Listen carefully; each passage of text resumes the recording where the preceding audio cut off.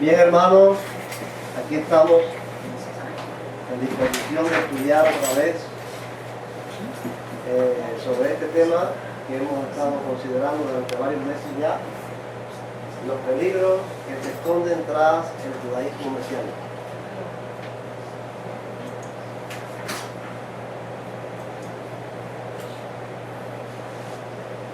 Agradecemos al Señor esta bendición. Gloria a Dios.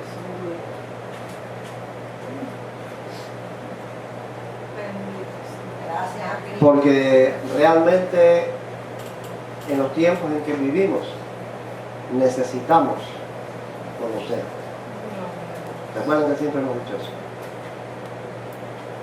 La esfera espiritual necesita alimento. La esfera intelectual del cristiano también necesita ser alimentado. Porque en las esferas intelectuales donde están los principios, las convicciones que no nos mueven. Las convicciones y los principios no son asuntos emocionales, son asuntos del intelecto. Y solo se obtienen mediante el estudio, mediante el conocimiento. Por eso creo que es importante darle alimento a esas dos esferas de nuestra vida espiritual interna. Estamos tratando de explicar este asunto que es importante, dado que el movimiento del judaísmo mesiánico está teniendo mucha influencia hoy en el mundo, en casi todos los países. ¿Cuáles son los peligros que se esconden tras este movimiento? Comenzamos a considerar el primer tema de los 4 que les dijimos que íbamos a estudiar sobre estos peligros, es la crítica al Nuevo Testamento griego. O sea, el judaísmo mesiánico le hace una crítica al Nuevo Testamento que es falsa, y con eso pues tiene engañado a muchos cristianos y desviados de la verdad.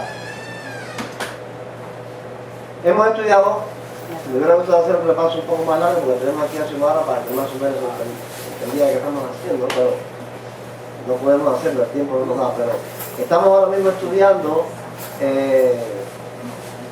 la influencia que el Talmud y la Cábala tienen en las predicaciones que hacen los rabinos mesiánicos. Ya hemos estudiado parte de él y hoy vamos a considerar el título de la clase de hoy es este: Cristo y Pablo descalifican a la Torá oral. La Torá oral sabemos que es el Talmud. O sea, nosotros en la clase pasada vimos cómo uno de estos rabinos mesiánicos acredita la Torá oral. La Torá oral, cuando ustedes ven hablar de Torá oral, están oyendo hablar del Talmud. Cuando hablan de la Torá Es el Talmud. Ahí uno de ellos dijo que el Talmud es la Biblia de los judíos. Entonces, cuando nosotros hablamos, ustedes escucharon a este rabino decir que la Torá oral le fue revelada a Moisés por el mismo Dios, siguiendo una leyenda talmúdica, porque eso no lo dice la Biblia. Él afirma que Dios fue el primero, después, Dios la dio a Moisés, después Moisés la dio a Josué, así, bueno, vamos a ver eso. Pero ese concepto de que Dios le dio a Moisés la Torá oral, le da un crédito de inspiración divina a la Torá oral como si fuera la Biblia. Y ese es el problema. No creo que haya un grave peligro en estudiar el Talmud, en ver lo que dice, porque nosotros estudiamos muchas cosas, pero ya este crédito de que la Torá oral, el Talmud, está inspirado por Dios y hay que entonces recibirlo como si fuera la Biblia, ya ese es el grave peligro que hay en este problema, en este asunto. El argumento que usamos en aquel momento para desmentir esto fue un principio que existe en la iglesia evangélica. O sea, hay un principio en la iglesia evangélica que no está en la iglesia católica, que no está en la iglesia ortodoxa, que no está entre los judíos, solo los evangélicos, o sea, solo los protestantes, de que palabra de Dios inspirada es solo la Biblia. Es un principio evangélico. Ahora, el argumento que usamos en la clase pasada fue que esta creencia en el Talmud o en la Torah oral como inspirada por Dios destruye, desaloja de la fe del cristiano este principio evangélico, porque ahora tiene que aceptar también el Talmud como inspirado por Dios. Pero cualquiera pudiera decir, bueno, eso es lo que creen los evangélicos, y los evangélicos son fanáticos de eso. Pero eso no tiene por qué ser así. ¿Ves? Eso es lo que creen los evangélicos. Los católicos creen que la Biblia está inspirada por Dios, pero que también están inspirados por Dios los concilios, que también están inspirados por Dios los concilios ecuménicos, no todos los concilios. Los concilios ecuménicos están inspirados por Dios la tradición de la iglesia, está inspirado por Dios el Papa cuando emite un dogma. Y eso lo creen los católicos, ahora los evangélicos creen que no, que esto no va y es una cuestión de los evangélicos. Por eso quise añadir esta clase, hubiéramos terminado con este tema, pero quise añadir esta clase para demostrar que no es solo un principio evangélico, es que Cristo y Pablo descalifican a esa Torah oral. Y ya esto sí es serio, esto sí tiene... Bueno, cualquiera puede decir eso a los evangélicos, pero ¿quién va a decir en contra de Cristo? Si podemos demostrar aquí que Cristo y Pablo descalifican a esa tradición oral, a esa Torah oral, y la llaman mandamientos de hombres, ¿podrá alguien decir algo en contra de eso? Eso es lo que vamos a intentar hacer hoy. Por eso el título de la clase es este: Cristo y Pablo descalifican a la Torah oral, o sea, al Talmud. Un breve repaso. Estas páginas ustedes ya la conocen. ¿Qué cosa es este libro abierto ahí? ¿Qué cosa es? Este es el Talmud. Así es el formato del Talmud donde quiera que publique hoy. Ahora, estas columnas del medio, ¿qué contienen estas columnas del medio?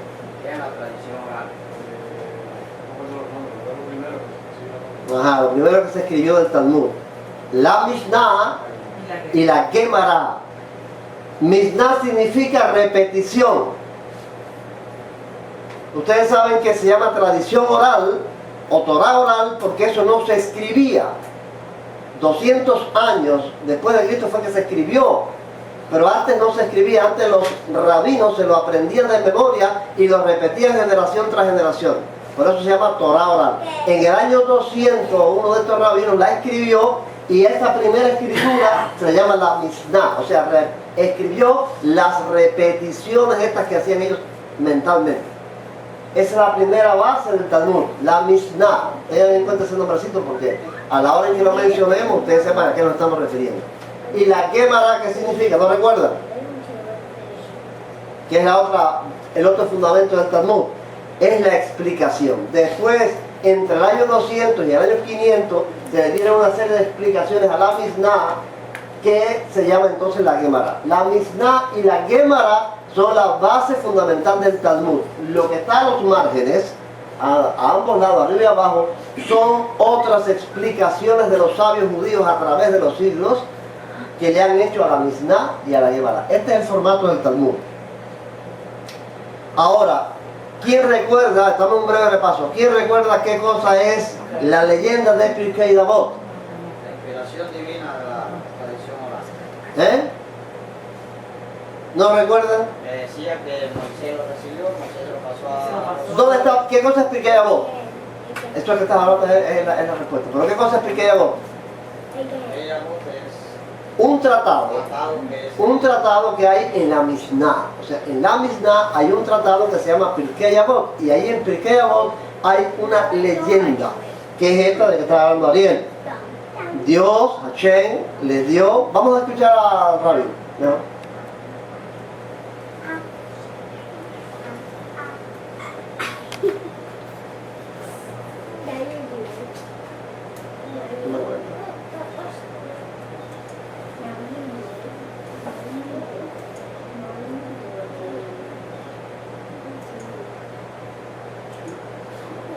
Moisés se la pasó a quién? A Yahshua. Yahshua se la pasó a quién? A los ancianos. Los ancianos se la pasaron a quién? A los profetas se la pasaron a quién? Pero ¿qué pasó cuando se desapareció la gran asamblea? Entraron los romanos y acabaron con todo aquello. ¿Qué pasó? ¿A dónde se quedó toda esa información? ¿Para dónde se fue toda esa información? ¿Dónde se preservó toda esa información?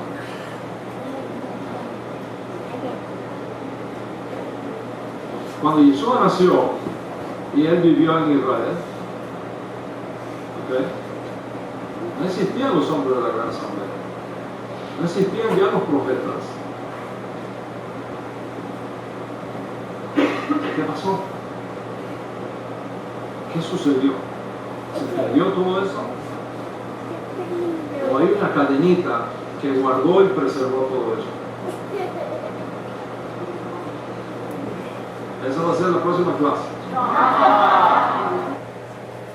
Bueno, hoy envíe ahí atrás el audio del video, hoy envíe ahí atrás, Arielito, tú que eres el último ahí, se oye bien.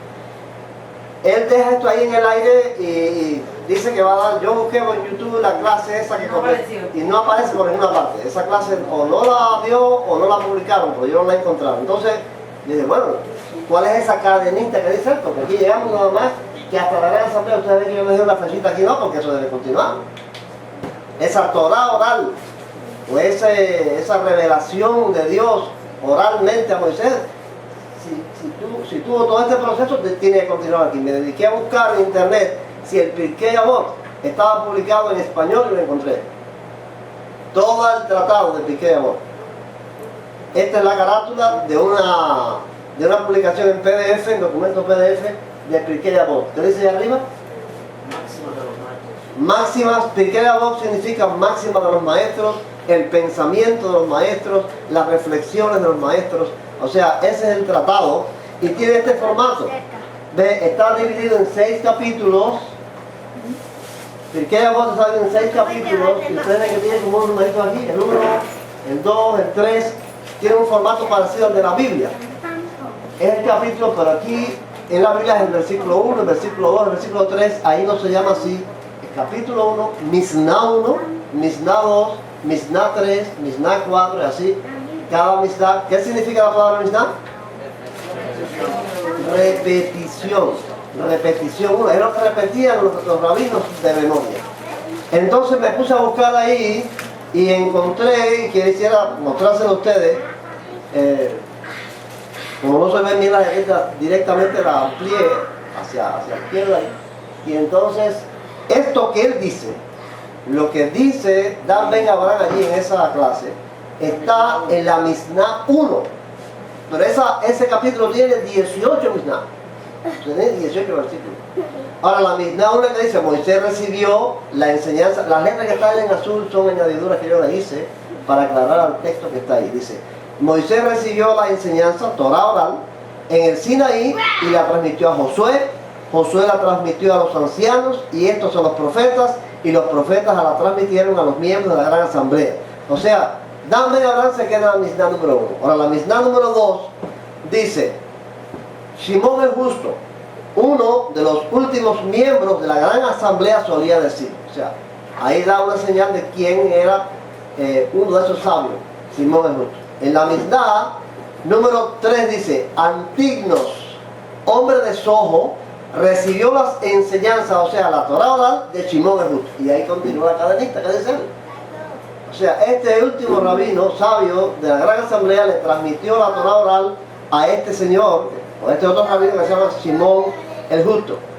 La Mishnah número 4 dice, Yoesei, hijo de Beser, hombre de Zeredá, y Yoesef, hijo de Yohanan, hombre de Jerusalén, recibieron las enseñanzas, o sea, la Torah oral de los dos anteriores. ¿De quién? De Shimón el justo y de Antignos. La Mishnah número 6 dice, Yoshua, hijo de Peirahia, y Nitai, hijo de Arbel, recibieron las enseñanzas, Torah oral, de los dos anteriores. ¿Quiénes son? Yoesei y Yoesef. La Mishnah número 8, no vamos a leer las 16, no tengo miedo. La número 8 dice, y Yehuda, hijo de Tabai, y Shimón, hijo de Chatat, recibieron las enseñanzas, Torah oral, de los dos anteriores, de Yoshua y de Nitai. La Mishnah número 11, y quiero que estos dos nombrecitos traten de grabarse un poquito. Esmayá y Abtalión recibieron las enseñanzas, Torah oral, de los dos anteriores, Yehuda y Shimón. Traten de memorizar Esmayá y Abtalión, porque vamos a ver 2 o 3 videitos cortos donde van a ser mencionados estos dos hombres y tienen cierta importancia.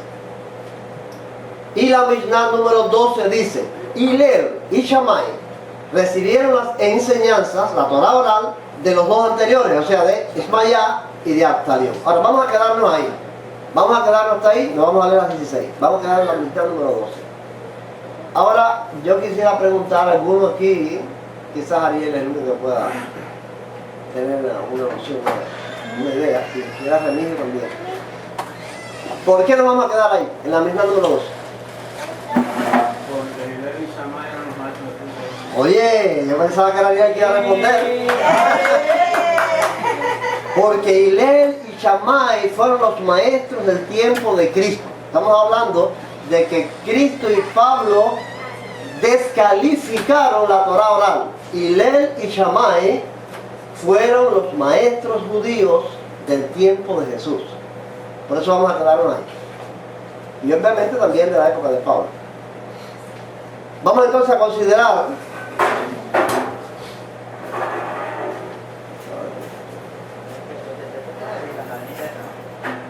sigue, pero vamos a considerar a Pablo. Dijimos que Cristo y Pablo descalificaron esa Torah oral. ¿Saben? Esta otra pregunta también es de curiosidad. ¿Saben quién sigue a Hillel y a Shammai en la Mishnah 16 de esta leyenda talmúdica? Llegamos hasta la 12. En la 16 aparece el nombre del sabio rabino que sigue a Hillel y a Shammai.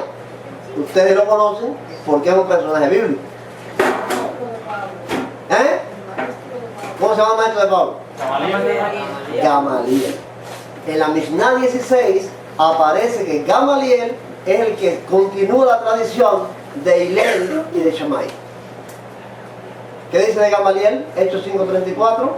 Entonces levantándose en el concilio un fariseo llamado Gamaliel, doctor de la ley, venerado por todo el pueblo, mandó que sacaran fuera por un momento los apóstoles. En el caso cuando Juan y Pedro estaban siendo juzgados por el concilio y él dio el consejo: si esto es de los hombres, se destruye, pero si es de Dios, ustedes no pueden luchar contra. Como este Gamaliel, que fue el maestro de Pablo, fue el heredero de esa cadenita, de esa tradición oral. ¿Qué dice de dónde habla? Gamaliel le pasó la cadenita a Pablo. Bueno, vamos a considerar algo. Dice, en Hechos 22:3 dice así: ¿quién era Pablo? Dice Pablo: él les dijo, yo de cierto soy judío, nacido en Tarso de Cilicia, pero criado en esta ciudad, instruido a los pies de Gamaliel, estrictamente conforme a la ley de nuestros padres, celosos de Dios como hoy lo sois todos vosotros. ¿Qué es esto de la ley de nuestros padres? ¿Qué cosa es eso? La Torah oral. La ley de Dios no es la ley de nuestros padres, la ley de nuestros padres es la Torah oral. O sea, Pablo de Gamaliel recibió esa cadenita, recibió esa tradición que venía supuestamente esta leyenda desde el principio. Ahí yo tengo un alumno muy atento, quiero que sepan. Ustedes saben que Edward es un alumno muy atento a estas clases. Él está siguiendo siempre ahí como se van desenvolviendo las cosas. Ahora bien, miren qué interesante. Si Cristo no hubiera ido al encuentro de Saulo, con seguridad nunca se hubiera convertido en Pablo y aparecería hoy en esta leyenda del Talmud como parte de esta cadenita de la que habla tan Ben Abraham. Pero Cristo es el encuentro.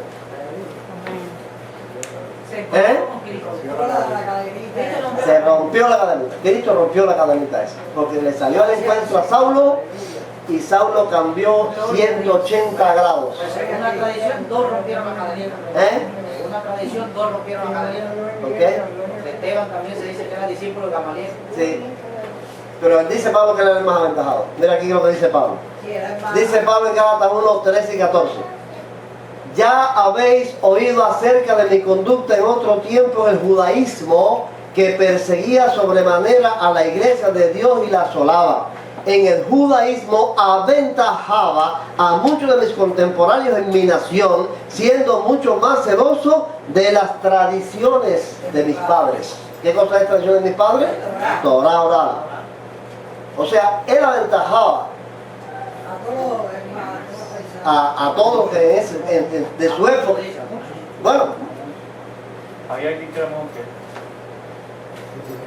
a eso no. No, es un problema de conjetura, ¿tú sabes? De conjetura. Él dice que a muchos de sus naciones lo aventajaba. A veces dicen que el celo que sentía Pablo por Esteban era que Esteban lo aventajaba a él. Sí, Pero eso no hay manera como probarlo. claro que sí.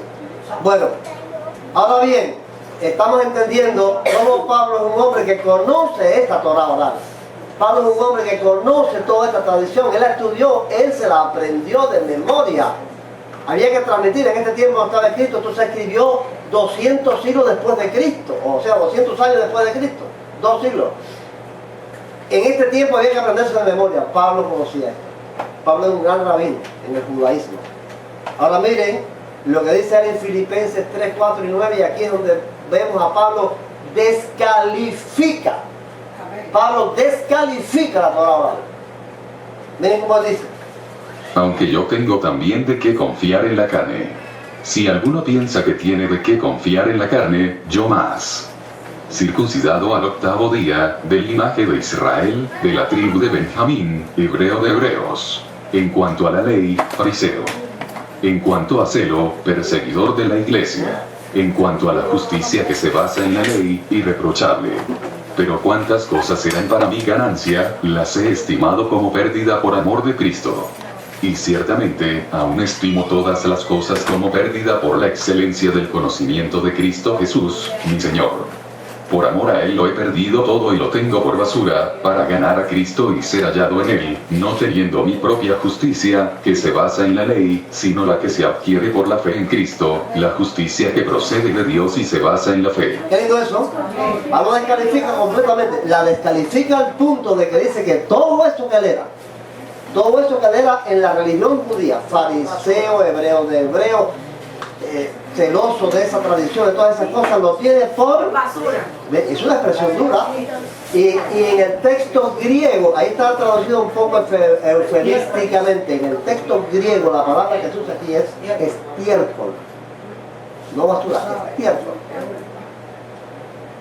Todo eso es lo desacredita. Todo lo que era en la religión judía. No está hablando de otra cosa. Lo que él era, esa tradición que él recibió, toda esa ínfula que él recibió de Gamaliel, cuando se encontró con Cristo, lo tuvo por basura. Porque quería la excelencia de Cristo por la fe, no por su justicia basada en la ley. Entonces, ¿estamos de acuerdo? No es solamente un asunto de principio evangélico, de que solo la Biblia. Es que Pablo descalifica la Torá oral. Él la tuvo en sus manos. Él fue heredero de ella. Y la tiró para allá. No la quiero. Es Cristo el que quiere. Aleluya. Vamos a ver entonces la cadenita completa. Dios, la cadenita según la leyenda que nos dice Dante Gabriel. Dios a Moisés. Moisés. Josué. ¿A los profetas? No, a los ancianos. A los ancianos. ¿Los ancianos? A los profetas. A los profetas. A la gran asamblea. A los miembros de la gran asamblea, dentro de los que está Simón el Justo. Recuerdan eso, era el último de la gran asamblea. De Simón el Justo aquí ya no nos vamos a acordar. Antignos. De Antignos a Yosef y a Yosef. Y de estos dos, los nombres son difíciles, a Yehoshua y a Nitai. Estos dos a Yehuda y a Simón. Estos dos a Esmayá y a Abtalión. Y estos dos a Hillel y a Shammai. Recuerden que Eduardo dijo, Hillel y Shammai son los dos maestros del tiempo de Cristo. Ahora estaba pensando, en realidad no son los del tiempo de Cristo, sino eran las dos escuelas que se habían formado por su Sí, pero también son del tiempo de Cristo. Ellos llegaron a tiempo de Cristo, estaban ancianos ya. El número 12 a Gamaliel, que era entonces el tiempo de Cristo, o un poquito después, hay unos cuantos más en el medio, así que debe ser No, pero los dos déjame explicar una cosa. Sí, no, pero déjame explicar, porque esas Mishnah no todas contienen nombres. Recuerden que este pequeño abón es las reflexiones de los sabios. Yo saqué los nombres porque ahí lo que dice es, estas se las pasaron a esta y estos dijeron esto y esto. Entonces dan una serie de reflexiones y de pensamientos de esos sabios de ese tiempo que llenan esas Mishnah intermedias. ¿Ves? De la 12 a la 16 hay una serie de pensamientos de Hillel y de Shammai que no mencionan ningún nombre hasta la 16 que entonces mencionan a Gamaliel, como ¿entienden la idea? Lo que yo quise enviar es sobre todos los pensamientos, porque va a ser demasiado, nada más que extraer los nombres. Entonces aquí Hillel nace en el año 70 antes de Cristo y muere en el año 10 después de Cristo. ¿Cuántos años tenía Cristo cuando murió Hillel? 10 años tenía Cristo cuando Hillel murió, ¿eh? Ajá, y Shammai vivió entre los años 50 antes de Cristo al 30 después de Cristo, o sea que Shammai muere el año en el que Cristo comienza su ministerio. Por eso decimos que son de la época de Cristo. Dejaron ellos dos sendas escuelas, la escuela de Hillel y la escuela de Shammai. ¿Por qué estamos haciendo este énfasis aquí? Por algo importante. Vamos a ver 3 videos breves de quiénes fueron Hillel y Shammai. En lo principal que nos vamos a fijar es que eran rivales. Y de esa rivalidad, rivales no enemigos, son rivales en el pensamiento, rivales en las ideas, ¿no? Eran ideas diferentes. Ahí dicen que eran hermanos, ¿eh? Ellos se creían y se llamaban, pero eran rivales en cuanto a interpretar cada uno la Torá. Y en esa rivalidad es que nos vamos a basar nosotros para llegar a una conclusión de que entonces cómo esto era revelación de Dios. Si había dos escuelas que decían dos cosas completamente diferentes el día de hoy. Vamos allá, vamos a ver este primer video. Presten atención.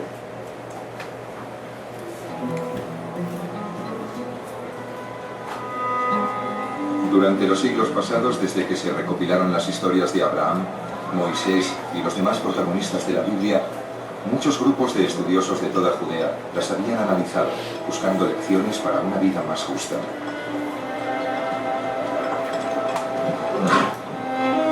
Uno de esos grupos llevaba el nombre de fariseos. El más influyente de los fariseos era Hillel. A diferencia de los rebeldes, Hillel opinaba que tenía poca importancia quién gobernara Judea. Lo importante era vivir la vida con honestidad y ética.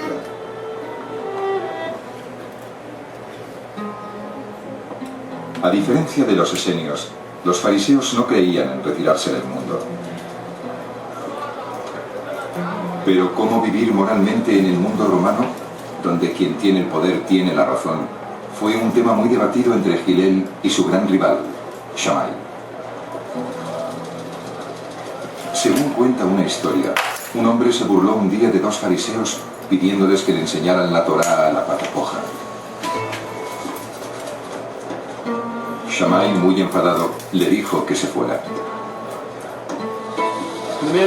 Luego el hombre se acercó a Hillel y le dijo: enséñame toda la Torá a la pata coja. Hillel le dijo: lo que a ti te parezca odioso, no se lo hagas a los demás. El resto son aclaraciones. Ahora ve a estudiar. ¿Sabes lo que? Lo que quiero que ustedes entiendan es que eran rivales. Ellos eran rivales. Según todo esto, yo leí esa anécdota en otros lugares. Y lo que pasó fue que un gentil que decía que se quería convertir al judaísmo, pero lo que hacía era burlarse de los judíos, fue a donde estaba primero Shammai y le dijo esto: enséñame toda la Torá mientras yo pueda mantenerme en un solo pie. Mientras yo pueda mantenerme así en el equilibrio, enséñame toda la Torá. Shammai, según esa anécdota, lo que hizo fue agarrar la regla y entrarle a reglazo al hombre, porque él era, vamos a ver quién era Shammai, entrar a reglazo al hombre y expulsarlo de la escuela. Y entonces el hombre fue a donde estaba Hillel y le dijo lo mismo: enséñame toda la Torá mientras me mantengo en un pie. Y Hillel le dijo: no hagas con otro lo que no quieras que hagan contigo. Lo demás son comentarios. Ve a estudiar. Entonces de ahí es que nace la idea de que Cristo aprendió muchas de las cosas de la escuela de Hillel. ¿Ves? Muchas de las enseñanzas de Jesucristo fueron cuando a Cristo llegan y le preguntan: ¿puede el hombre repudiar a su mujer por cualquier causa? Es que había una rivalidad entre Hillel y Shammai. ¿Ves?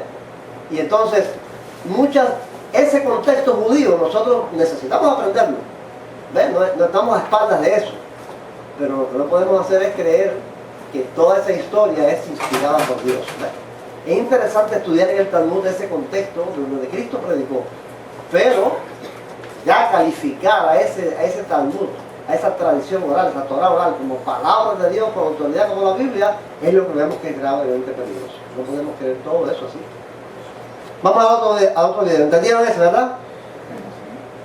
Este otro videito es de un rabino joven, un rabino bien joven de Israel, un rabino de allá judío de Israel, no de acá, de los países estos. Ustedes ven el acento, en el acento de su español está el hebreo, se deja ver el hebreo. He enseñado allí en un lugar, en una escuela, pero que trata, ¿sí? Es joven, este va a ver que es joven. Sí. Él trata sobre el piqué de aborto y esta diferencia entre Gilel y Shammai. Piqué de aborto, sí. Buenas noches. Vamos a empezar hoy unas cosas muy interesantes y hay que poner cabeza porque todos los Mishnayot que vamos a estudiar de 12 hasta el final del capítulo, vamos a tratar de estudiar hoy todo el capítulo, tienen que ver uno con el otro. Entonces hay que, vamos de allá para acá, pero vamos a tratar de que sea claro, ¿ok? Y hablamos de Shmaya y Avtalión. ¿Recuerdan? ¿Okay? Después de Shmaya y Avtalión dijimos que la última pareja era Hillel y Shammai, los más conocidos. Hillel y Shammai, a partir de ellos, después de sus alumnos, llegaron y las discusiones en el Talmud se aumentaron a miles. Empezaron a discutir por muchas cosas. Y interesante que las discusiones de ellos tienen que ver con la posición o la filosofía de la vida de cada uno de ellos, de Hillel o de Shammai. Siempre dicen que Hillel era misericordia y Shammai era justicia. Y ese refleja en todas sus discusiones. Por ejemplo, hay una discusión: ¿qué fue creado primero? ¿El cielo o la tierra? Entonces Bet Shammai dice el cielo, porque está escrito Bereshit bara Elokim et ha-shamayim ve'et haaretz, antes cielo y después tierra. Y Bet Hillel dice no. En el segundo capítulo aparece Beyom asot Hashem Elokim eretz ve'shamayim, primero eretz y después shamayim. Entonces, ¿qué fue creado primero? La tierra. ¿Por qué discuten? ¿Qué nos importa qué fue creado primero? Aquí la discusión no nada más es el tiempo de la creación de cada cosa, que es una discusión cómo llegar y cómo cumplir las cosas. Si se puede empezar con la parte material, Eretz, y después poco a poco llegar a alcanzar los niveles espirituales, o Shammai, que es más justicia, dice no, hay que empezar con las cosas fuertes, hay que empezar con el orden y no así bonito, hay que empezar de la forma más exigente, más fuerte, y ese es el camino. Ven, este muchacho aquí pues presenta la diferencia entre qué cosa es Shammai, justicia, rectitud, intransigencia, qué otra palabra podemos usar, qué otro adjetivo, radicalismo, intolerancia. Hillel es todo lo contrario, es tolerancia, es comprensión, misericordia. Esa es la diferencia entre uno y otro. Y en esa diferencia que quiero que se fije, porque ese es el asunto principal para la reflexión final que vamos a tener. Y vamos entonces al tercer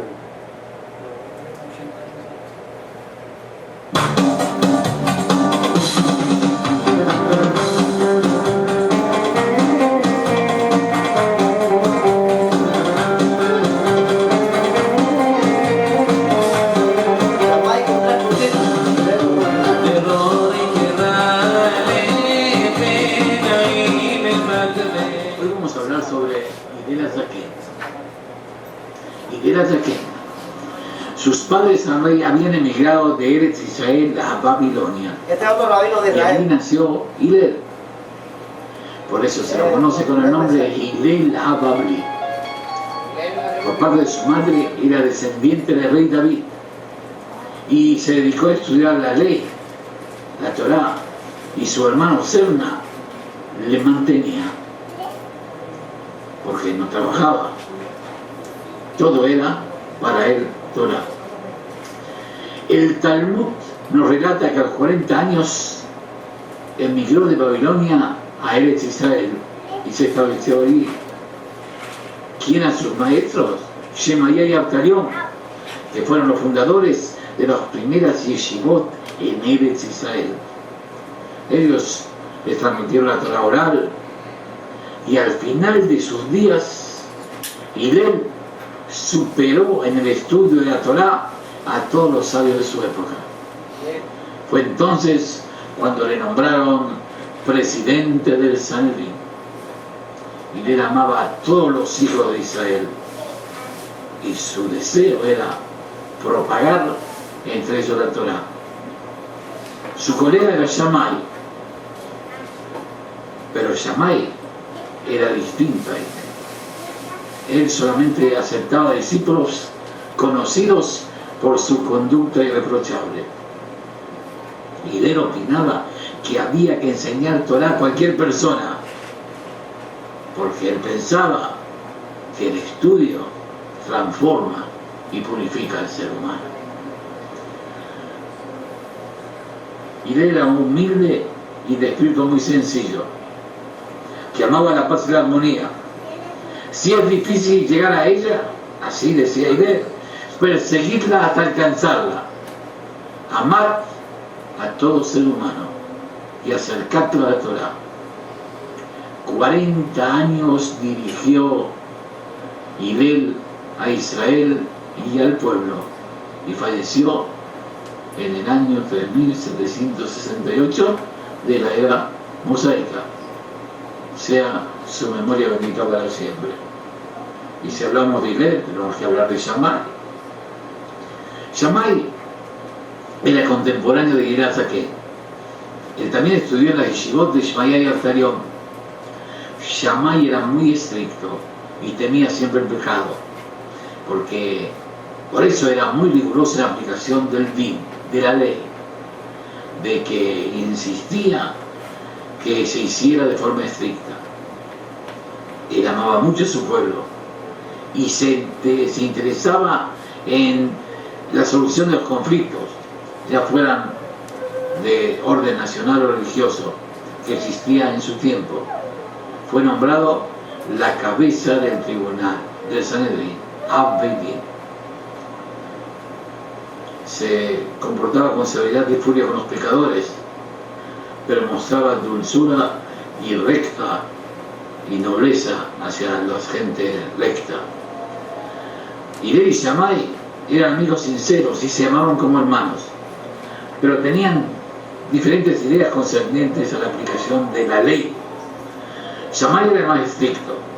Entonces se formaron dos tendencias, la escuela de Hillel y la escuela de Shammai, que por mucho tiempo siguieron existiendo, hasta el periodo del sabio Rabbi Yohanan ben Zakkai, después de la destrucción del segundo templo, cuando la opinión de Hillel fue aceptada y adoptada por todos los sabios como ley, como decisión del din, como el fallo alágico. Shammai insistía en que el estudio de la Torá solo tiene valor si la persona cumple sus deberes con Dios y con los hombres, tal como nos enseña la Torá. Ante la duda, siempre optaba por prohibir. Era severo y riguroso en todo, y él en cambio era más indulgente. ¿Tienen la idea? Ajá. Ahora bien, se nos ocurren dos preguntas. Vamos a ver estas dos preguntas que se nos ocurren de estos tres videos que vimos. ¿Es la Torá oral una revelación dada por Dios a Moisés en el Sinaí, a la cual no se le puede añadir ni quitar, o sea que no puede o no se puede cambiar? ¿O es la Torá oral el resultado de discusiones rabínicas discrepantes? A la luz de esta misma historia que hacen los judíos, no lo que estamos nosotros inventando aquí. La Torá oral es una revelación de Dios directa que se fue transmitiendo como una cadenita, o la Torá oral es la discusión de Hillel, de Shammai, del otro y del otro, las discusiones rabínicas de la interpretación acerca de la ley sin revelación de Dios. Sencillamente lo que ellos opinaban. ¿Qué cosa es? ¿Qué nos revelan los tres videos? Discusiones rabínicas. Nosotros aquí, o yo aquí, y muchísima gente está diciendo que esto no es revelación de Dios. El Talmud, la Torá oral, es el resultado de las discusiones rabínicas de siglos, de lo que los rabinos interpretaron con relación a la Torá, o sea, con relación a la ley, que son los 5 libros de Moisés. los 5 libros de Moisés sí son revelación de Dios. Se han mantenido incambiables en los siglos. Siempre son iguales, aparezcan en una versión hebrea, en una versión inglesa, en una versión española, en una versión griega. Esos libros dicen siempre lo mismo porque es la revelación de Dios. La Torá oral no es así. La Torá oral está llena de discrepancias, de discusiones, de diferentes puntos de vista. No puede ser revelación de Dios. La revelación de Dios no es así. ¿Entienden la idea? El Pentateuco está en contra de la tradición oral, de los principios esenciales de la tradición oral. Por ejemplo, ven Abraham y Jacob, ¿no? Que te dicen que te hablan acerca de la receta, ¿no? Te dicen Moisés la recibió, se la dio a Josué, y entonces la tradición oral viene siendo como las explicaciones a la ley, ¿no? Lo que se debe hacer, porque te dieron la ley, pero no te dijeron cómo hacerlo. Bueno, ahora, ¿cómo lo va a hacer? Sin embargo, el mismo Pentateuco está en contra de eso, porque si Moisés recibe en el monte Sinaí cómo hacerlo, no tiene por qué preguntarle a Dios cuando cogen al hombre cortando leña, cargando leña el sábado. Guárdenlo ahí a ver qué dice Jehová. Ya Jehová tenía que habérselo dicho a él allá en el monte Sinaí, ¿verdad? Ya tenía que habérselo revelado. Jehová dijo, déjame tranquilo. Y cuando Dios dio la determinación, entonces tuvieron que consultar a Dios, ¿qué hacemos con este que está transgrediendo el sábado? Entonces llevaba a entender, está en contra de que ya él la había recibido, no tenía nada en la mano. Claro, las cosas, no sé si entendieron lo que Ariel quiso decir. No había una explicación de cómo hacer las cosas porque Moisés tuvo que consultar qué hacían con el hombre. Si ya estaba todo explicado, si la receta tenía su... Ya la ley estaba dada. tenía su explicación, ¿para qué le tuvo que preguntar a los del hombre? ¿Qué hacían con el hombre que había violado el sábado? Dios solamente le dio a Moisés las tablas de piedra con los 10 mandamientos y el libro que pusieron dentro del arca. Eso, nada más. Ya lo otro es una fábula, es una leyenda que tejen los rabinos, los judíos, para darle crédito a todas esas interpretaciones que ellos han hecho. Pero lo que muchos estudiosos de esto dicen, que esa Torá oral comenzó en el tiempo posterior a Esdras. Eso no viene de atrás, así, de Josué y de los ancianos. Después de la gran asamblea, en el tiempo posterior a Esdras, fue que se comenzó a confeccionar, a discutir entre los rabinos el asunto de las tradiciones, y es ahí que, a partir de ahí es que existe esto. Pero son discusiones rabínicas, no hay revelación de Dios ahí. Creo que estamos probando eso en las cosas que ellos mismos dicen. Ahora bien, las conclusiones que llegamos aquí. Según la leyenda de Pirkei Avot, Hillel y Shammai fueron los herederos de la Torá oral en tiempos de Cristo. Ambos pertenecían a la secta de los fariseos, recuerden eso, es importante. Fueron los sabios más influyentes de la época de Cristo. Sin embargo, entre ellos dos había profundas discrepancias en todos los temas de interpretación de la Torá. ¿Cómo es posible esto? Si supuestamente, según la leyenda, esa Torá oral había sido revelada por Dios a Moisés. Estas discrepancias entre la escuela de Hillel y la de Shammai nos dicen clara y abiertamente que la Torá oral no fue revelada por Dios a Moisés, sino que fue una invención de los rabinos. ¿Estamos claros? Ahora, vamos a la segunda parte. Dijimos que eran Cristo y Pablo. Ya vimos a Pablo cómo Pablo descalifica la Torá oral. Vamos a ver cómo Cristo, ya en las Escrituras, descalifica también a la Torá oral de su tiempo, a esa tradición oral. Vamos a ver Marcos 7, 1 al 13 dice. Se acercaron a Jesús los fariseos y algunos de los escribas, que habían venido de Jerusalén. Estos, viendo a algunos de los discípulos de Jesús comer pan con manos impuras, esto es, no lavadas, los condenaban, pues los fariseos y todos los judíos, aferrándose a la tradición de los ancianos, si no se lavan muchas veces las manos, no comen. Y cuando regresan de la plaza, si no se lavan, no comen. Y otras muchas cosas hay que se aferran en guardar, como los lavamientos de los vasos de beber, de los jarros, de los utensilios de metal y de las camas. Le preguntaron, pues, los fariseos y los escribas, ¿por qué tus discípulos no andan conforme a la tradición de los ancianos, sino que comen pan con manos impuras? Subrayé ahí en rojo las frases: la tradición de los ancianos, la tradición de los ancianos. ¿Qué cosa es la tradición de los ancianos ahí? De Hillel y de Shammai. Es la tradición de Hillel y de Shammai. ¿Cómo se llama? Torá oral. Esa es la Torá oral. Esta gente los fariseos están reclamando a Cristo que los discípulos no están guardando la Torá oral, no están guardando lo que Shammai y Hillel enseñaron. No están observando eso. ¿Cómo es esto? Que tus discípulos no observan esta tradición que nosotros tenemos. ¿Entienden? Oh, la respuesta de Cristo es fuerte. Vamos a oírla. Respondiendo él, les dijo: hipócritas.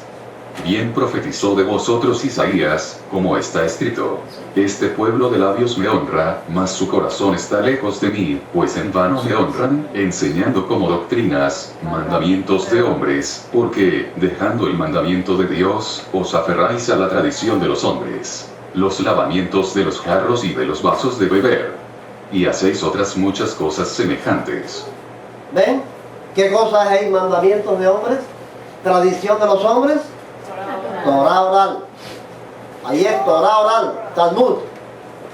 Cristo la descalifica abiertamente. Miren más. Les decía también: bien invalidáis el mandamiento de Dios para guardar vuestra tradición, porque Moisés dijo: honra a tu padre y a tu madre, y el que maldiga al padre o a la madre, muera irremisiblemente. Pero vosotros decís: basta que diga un hombre al padre o a la madre. Es Corbán, que quiere decir: mi ofrenda a Dios, todo aquello con que pudiera ayudarte, y no lo dejáis hacer más por su padre o por su madre, invalidando la palabra de Dios con vuestra tradición que habéis transmitido. Y muchas cosas hacéis semejantes a estas. ¿Qué cosa es ahí lo que se invalida? El mandamiento de Dios por la tradición. ¿Qué cosa es la tradición? Torá oral. Es la Torá oral.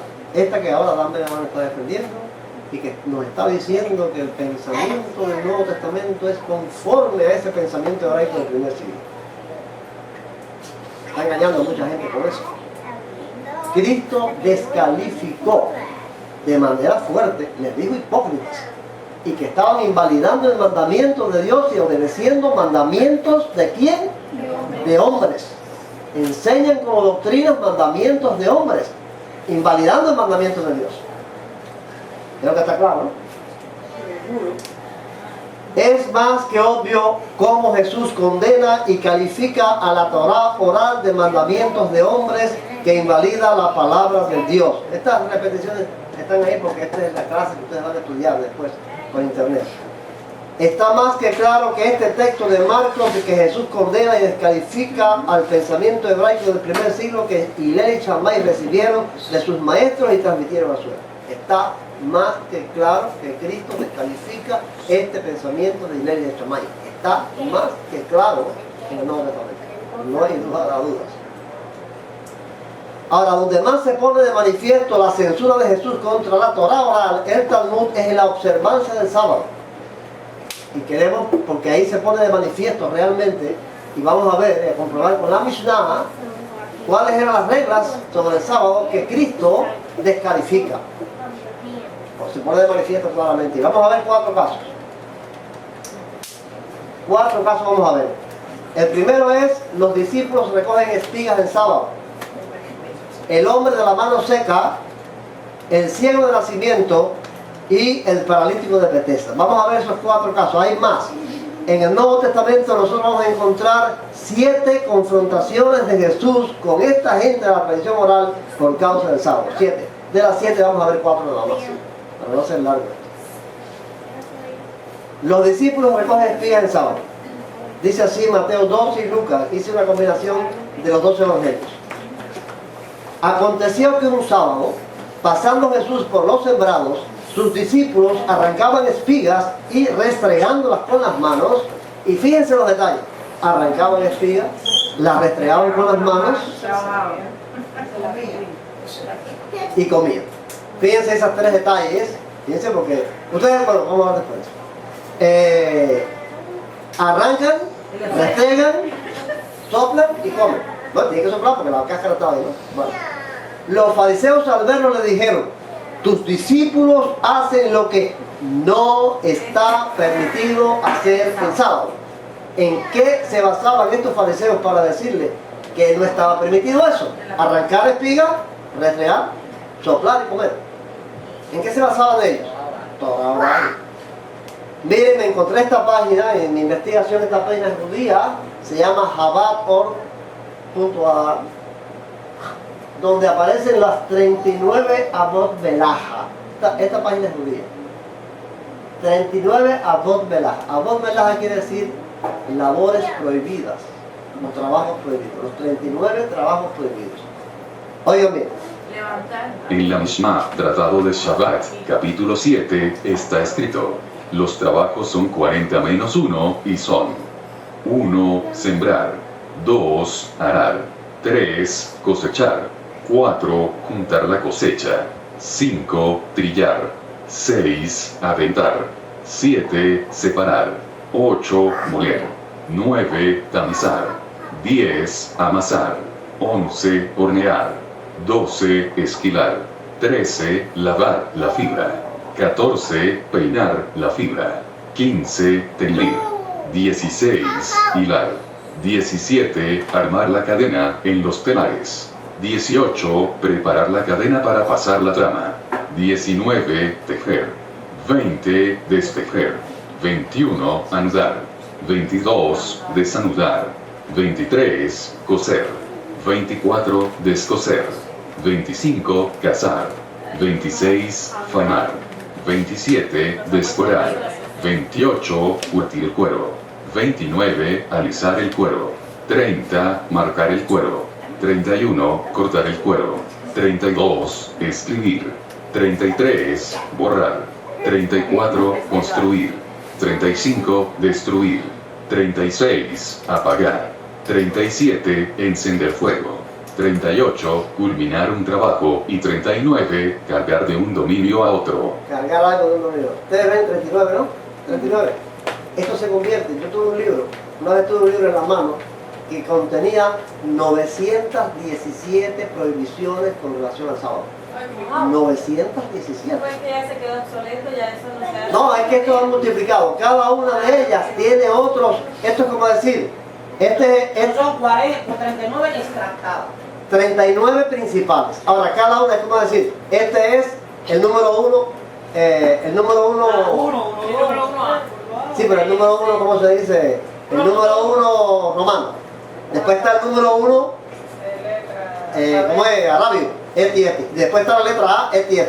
Eso se desglosa después de una cantidad de reglas minuciosas, cada uno de ellos que forman decenas, cada uno de estos trabajos principales, forman después decenas de prohibiciones hasta acumular 900 y tantas. Yo tuve ese libro en la mano, ¿lo leí? No, y lavarse los dientes seguramente. Mira, no, ahí está todo. Si tú recibes, por ejemplo, voy a poner un simple ejemplo. Si tú recibes una llamada telefónica el sábado, cuando tú recibes una llamada telefónica, un día cualquiera de la semana, ¿cómo tú haces? ¿No? Si es el sábado, tienes que hacer así. ¿Me ríen? Así está. Dios mío, así Así está explicado. Esa es una de las reglas. ¿Cómo hablan? ¿Para qué? Para no. Si ahora aquí. Así es más trabajo que así. Ahora, bueno, pues ya digo, hasta donde llega esta ridiculecia. Aquí, por ejemplo, hay Ariel. Ariel le gusta la mecánica. Ariel se le quedó la llave. El viernes ahí. Se le quedó la llave arriba de la butaca, me molesta donde está, tengo que poner, pero Ariel no puede hacer así, agarrar la llave, poner la llave y ponerla en su lugar. Fiore sábado. Entonces tiene Ariel que hacer así la butaca, empujar la butaca, que caiga la llave al suelo y con el pie la va empujando hasta un rincón y ahí la deja, hasta que pase el sábado y la recoge. Yo leí varias de estas reglas, ahí están, 917, el libro se llama La Alajá. 917 reglas para guardar en el sábado. Llegamos a un hospital, a un ascensor y no puedes apretar el botoncito. Tienes que pararte a un lado hasta que llegue un gentil, así mismo dice. Hasta que llegue un gentil y aprietes el botoncito y se abre la puerta. Muchos de ellos seguro no quieren que llegara el sábado, ¿no? Por eso. Vamos a ver qué Cristo hace con eso. ¿Cuál es el espíritu de Cristo? ¿Cuál es la enseñanza que Jesucristo venía a traer con relación al sábado? Es al final que vamos a llegar. ¿Qué cosa es el espíritu de Cristo? ¿Qué enseña Jesucristo con relación al sábado? Pero bueno, de estas 39 prohibiciones... Por causa del hombre, para que el hombre descansara, no para que fuera una carga, no para que fuera un... Vamos a eso. De estas 39, vamos a ver ahora aquí con este asunto del trigo y las espinas rastreadas, vamos a ver estas tres. La número 3, cosechar. La número 5, trillar. Y la número 6, aventar. Vamos a ver. Cosechar. Cualquier actividad que desencadene como consecuencia que una planta quede desconectada de su fuente de alimento, es considerada a los efectos, el trabajo de cosechar. Los frutos cosechados en Shabbat, incluso por un no judío, de su campo, nos están prohibido consumir hasta la culminación del día. Recuerda que es una página judía. Están explicando ahí cómo se observan cada uno de estos tratados, cada uno de estos puntos. La otra. Trillar. Consiste en separar la cáscara del grano. El exprimir jugos se incluye dentro de esta prohibición, ya que también consiste en separar la cáscara y pulpa del jugo. Por ello está prohibido exprimir todo tipo de frutas y verduras con el objetivo de consumir el jugo. No obstante, para condimentar una ensalada nos está permitido exprimir limón, por ejemplo, siempre que esto se realice directamente sobre las verduras. Si lo haces directamente sobre las verduras, pues si lo haces dentro de un vaso, dentro de Ya no es porque ya está. Y todavía, No, ya te digo. todavía siguen guardando. Todas esas son tradiciones rabínicas, discusiones. Discutían muy seriamente sobre estos puntos. Todavía siguen guardando eso, ¿sí? Sí, todavía los judíos que son practicantes. Sí, los judíos. Bueno, en Israel, ayer y la amiguita que ella tiene allá, hay zonas en Israel donde quien corta la luz. Ciudades, barrios donde cortan la luz y los carros no pueden transitar. Por esas leyes así. Aventar. Consiste en separar la cáscara del grano. La prohibición en la actualidad consistiría, por ejemplo, a la hora de comer maní con cáscara y luego de haberla separado con los dedos, soplamos para que se vuele la cáscara y nos quedemos con el grano en la mano. El procedimiento correcto sería elegir con la mano los granos y comerlos, luego descartar las cáscaras que hayan quedado en la mano. Así sería correcto. El gesto de soplar es prohibido. Es prohibido. Por ahí donde estarían entonces cumpliendo el otro que dice separar. No, porque ya el maní está cosechado. El tiempo de los discípulos sí, pero que está hablando del maní ya cosechado, ¿no? Que no todo está cosechando. No, pero dice ahora que rompe el carro. Aquí yo digo la excepción que ponen ahí, que la forma correcta sería coger los granos y comerlos y después botar la caja. La que te quedó en la mano, porque no lo puedo hacer así, la que quedó. No se metan a considerar eso. No se metan a considerar eso. Ustedes ven a esos muchachos reunidos en las escuelas rabínicas con los científicos. ¿Qué es eso? Lo que están dedicados a eso. A estudiar eso y a discutir esas cosas. Y forman unas discusiones. Una pregunta, ¿todavía hay gente que guarda todo eso así? Sí, hay gente que lo hace. Sí. Hay gente que lo hace. Miren, este es un comentarista que a mí me gusta mucho. Este es un cristiano, no es un judío. William Barclay, traje el libro para mostrárselo para que no lo invento, si no, este libro yo lo tengo. William Barclay es un comentarista erudito de la idioma griego, hace muy buenos comentarios sobre el Nuevo Testamento. De él vamos a escuchar algunos comentarios hoy. De William Barclay, miren este. Para los escribas y los fariseos el delito de los discípulos no era coger espigas y comerse los granos, sino el haberlo hecho en sábado. La ley del sábado era muy complicada y minuciosa. El mandamiento prohibía trabajar el sábado, pero los intérpretes de la ley no se daban por satisfechos con esa simple prohibición. Había que definir lo que era un trabajo, así que se especificaron 39 acciones básicas que estaban prohibidas en sábado, y entre ellas figuraban segar, trillar, aventar y preparar una comida. En su acción los discípulos fueron culpables de mucho más que un solo quebrantamiento de la ley. Al arrancar las espigas eran culpables de segar, al restregarlas con las manos eran culpables de trillar, al separar el grano de la paja, probablemente soplando, eran culpables de aventar, y en todo ese proceso eran culpables de preparar una comida en sábado, porque todo lo que se hubiera de comer en sábado había que prepararlo el día antes. El guardar estos mandamientos era cumplir la ley de Dios. El quebrantarlos era quebrantar la ley de Dios. No cabe la menor duda que, desde su punto de vista, los escribas y los fariseos estaban totalmente justificados al acusar a los discípulos de quebrantar la ley, y a Jesús por permitírselo. La respuesta de Jesús vamos a dejarla para el final. En la misma clase, no vamos a hacer como Dan Ben Abraham para otra clase, en esta misma clase. El hombre de la mano seca es el otro tema que vamos a considerar. Volvemos a hablar de esto. Este es un incidente crucial en la vida de Jesús. Ya estaba claro que él y los líderes ortodoxos de los judíos tenían posturas irreconciliables. Para él, el volver a la sinagoga era dar muestras de un valor extraordinario. Era la acción de un hombre que rehusaba buscar su seguridad, y que estaba decidido a arrostrar una situación peligrosa. En la sinagoga se encontraba una delegación del Sanedrín. Eran inconfundibles, porque los primeros asientos eran los sitios de honor, y allí se encontraban. Ahí se encontraba el Sanedrín. Uno de los deberes del Sanedrín era descubrir y pararle los pies a cualquiera que pudiera descarriar al pueblo apartándolo del camino correcto. Y eso era precisamente lo que aquella delegación consideraba que estaba haciendo Jesús. Estaban allí para investigar las acciones y las palabras de Jesús con la intención de eliminarle. En la sinagoga había un hombre con un brazo paralizado. La palabra griega indica que no era una incapacidad de nacimiento, sino el resultado de alguna enfermedad o accidente. Si Jesús hubiera sido cauto y astuto, habría evitado encontrarse con aquel hombre en público, porque él sabía muy bien que el curarle en sábado era buscarse problemas.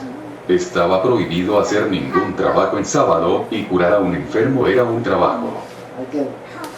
La ley judía era definida y detallada en este punto. La atención médica se podía otorgar solamente si había peligro de muerte.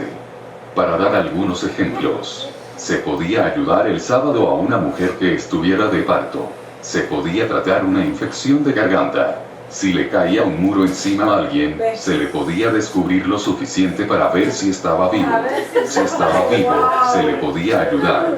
Pero si estaba muerto, se dejaba allí el cuerpo hasta el día siguiente. No se podía entablillar una fractura. No se podía echar agua fresca en una mano o en un pie dañados. Se podía vendar un corte con un vendaje sencillo, pero no se podía poner ungüento. Es decir, que como mucho se podía procurar que el enfermo o herido no se pudiera peor, pero no que se pusiera mejor. Nos es sumamente difícil comprender una actitud así. ¿Ves? Bueno, es difícil comprender, pero así era. A esto era lo que se enfrentaba Jesús allí en la sinagoga con aquel hombre con la mano seca. No lo podía hacer. Ustedes recuerdan cuando él, que es otro caso que hay, no vamos a considerarlo aquí, ustedes recuerdan cuando él sanó a la mujer que estaba encorvada.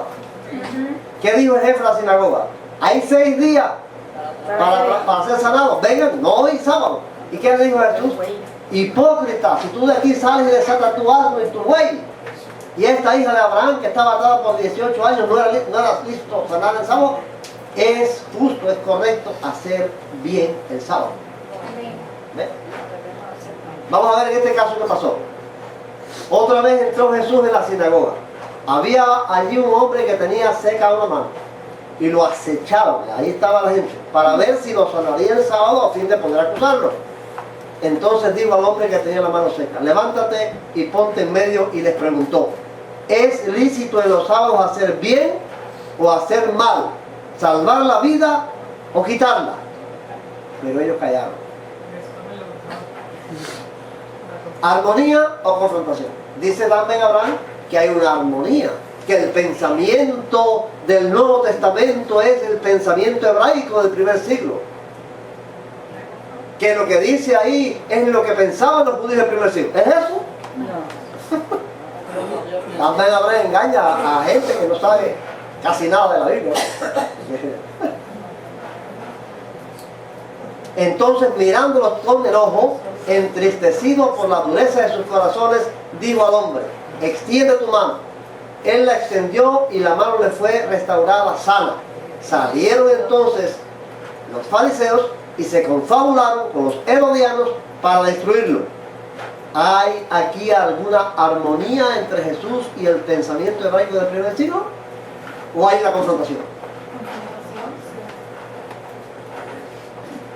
El ciego de nacimiento. Juan 9:1-16.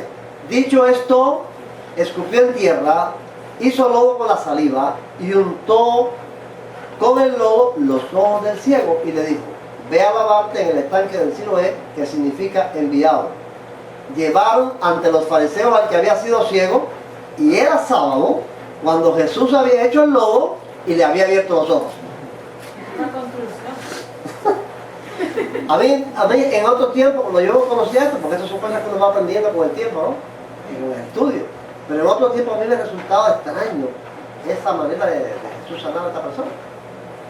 Si a otro lo sonó poniendo los dedos encima de los ojos y vio, Y a otro le dijo, Me sirvió, ¿no? ya, pero bueno, pero aquí esculpió en la tierra, hizo lodo, Guácala, le untó el lodo, que el fango en los ojos al hombre. ¿Saben por qué lo hizo? Ahora entiendo, ¿saben por qué lo hizo? No, vas a ver. Vas a ver. No, pero vas a ver. ¿Saben por qué lo hizo? Para confrontar la Torá oral, para poner en juicio, para condenar, para descalificar la Torá oral. ¿Sabe por qué? Este hombre no guarda el sábado. Cuando el hombre contó que es lo que había hecho, este hombre no guarda el sábado. ¿Cómo puede ser de Dios si no guarda el sábado? Y él dijo, bueno, yo no sé si es bueno o malo, yo lo que sé es que ahora veo. Yo era ciego y ahora veo. ese escrito está bien lindo. Esa escritura está bien linda. O sea, él Cuando le preguntaron, ¿y qué tú violó crees del que te abrió los ojos? Ah, ¿Qué dijo? Que es un profeta. profeta, que es un profeta. Tú Tú eres- eres también Y nos enseña a nosotros. nacido en pecado y vienes a enseñar. Pero Jesús lo hizo para eso, para confrontar toda esa hipocresía, esa falsedad. Era una doctrina de cumplimiento, ¿no? Más que ¿Sí? de misericordia y De misericordia, claro. Permiso, mijo. ¿Sí? Pensaba que el porqué de esa persona estaba ciega era porque sus padres habían hecho pecado. A ver. Él Correcto. había hecho pecado. Muy correcto, Eva. Ellos creían que ¿Quién había pegado a sus padres? le dijeron así, que tú has nacido en pecado, porque la creencia era que una persona con estas enfermedades la tenía así por un castigo, a causa del pecado. Muy bien, Eva, muy buena tu contribución. Entonces algunos de los fariseos decían, ese hombre no procede de Dios porque no guarda el sábado. Vamos a ver qué dice, a ver, que vean esto. Aquí surge el inevitable problema. Era un sábado el día en que Jesús hizo el barro y curó al ciego. No cabía duda de que Jesús había quebrantado la ley del sábado que los escribas tenían tan sistematizada, y la había quebrantado de 3 maneras diferentes. Oigan esto. Número 1. Al hacer el barro había sido culpable de trabajar el sábado, porque la cosa más sencilla constituía un trabajo ese día. Veamos algunas de las cosas que estaba prohibido hacer el sábado. No se puede llenar un cacharro de aceite y ponerlo al lado de una lámpara y meter la mecha en él. Si se apaga una lámpara el sábado para borrar lámpara o aceite o mecha, se comete pecado. Uno no puede salir el sábado con sandalias reforzadas con clavos. El peso de los clavos constituiría una carga, y el llevar cargas era quebrantar el sábado. Uno no podía cortarse las uñas, ni el pelo de la cabeza o de la barba. Estaba claro que a los ojos de una ley así, hacer barro era quebrantar el sábado. Número 2. Estaba prohibido curar el sábado. Se podía prestar atención médica solamente si la vida estaba en peligro. Pero, aún entonces, tenía que limitarse a mantener vivo al paciente o evitar que se empeorara, sin hacer nada para mejorarle. Por ejemplo, uno que tuviera dolor de muelas no podía sorber vinagre entre los dientes. Estaba prohibido entablillar un miembro roto. Si uno se dislocaba la mano o el pie, no se le podía echar agua fría. No cabía duda de que el que había nacido ciego no estaba en peligro de muerte, así es que Jesús quebrantó el sábado al curarle. Estaba establecido específicamente en cuanto a la saliva de la mañana, no se permite ni ponerle los papados. Lo que tú le preguntaste que se podía escupir. Bueno, ¿qué regla es? La saliva de la mañana. Tú sabes que en aquel tiempo posiblemente no se lavaban la cara a la gente. Ni se bañaba, yo creo. Entonces esa saliva no se puede usar para limpiarlo. Uno se levantaba por la mañana con los ojos sucios. Estaba y caminaba, ¿verdad, Joaquín? No podían dar no tantos pasos, no podían dar. Ajá, más bien fuera de la ciudad. Ajá, había una distancia fuera de la ciudad nada más. Se podía caminar. Si la ciudad era grande, pues sí, hay uno. ¿Eh? No, eso no es bíblico. Un camino en el camino de un día. No, eso, lo que dice hecho no es la prohibición. Lo que dice hecho es que ellos caminaron esa distancia. No que eso estaba permitido, que eso es una regla. Es una mención de las reglas que ellos tenían. ¿Ves? Como está mencionado el lavamiento de los jarros y de los vasos y eso no quiere decir que eso está actualizado, sino está haciendo mención de una costumbre, de lo que había. Ahora, cuando se relata que los discípulos fueron hasta Betania, dice que el camino de un sábado, está diciendo, era la distancia que se podía caminar el sábado, no que eso es una regla sobre el sábado. Dice, ya vimos, Jesús transgredió intencionalmente las reglas sobre el sábado establecidas por la Torá oral. Las preguntas pudieran ser, ¿por qué lo hizo? ¿Cuál fue su intención? Vamos a dejarlo ahí.